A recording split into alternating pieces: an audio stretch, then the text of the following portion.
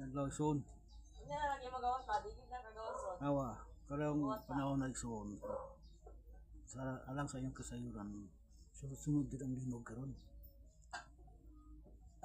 Kay mo na akong gingon sa una nga ang akong kalibutan karon lahi na sa una.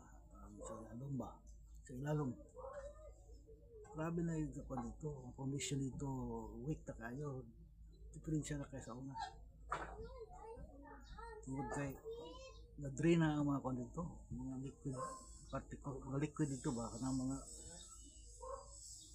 mahugong sa atong mga tectonic plates, atong mga singon na kanang ingon nga fault line.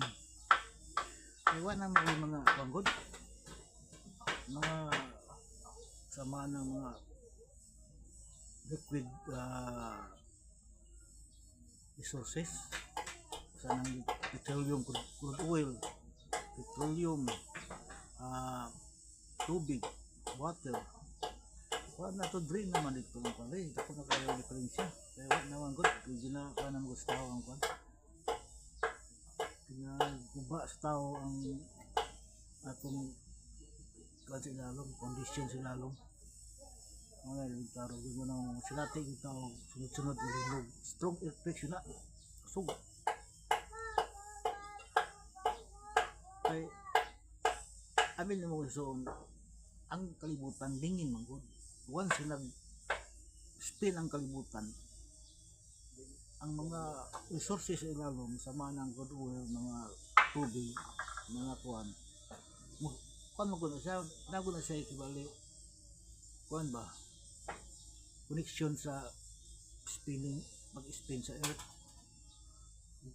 kuwan ko ng earth, lingin ko na siya, once magtuyok ang earth, ang moving sa earth, kuwan, kana mga elementos lalong sama ng mga kuan, liquid elements musunod po na sa kuan sa earth, tuyok pero lingin ko ng earth tapos na ay movement wala kasayon pero sa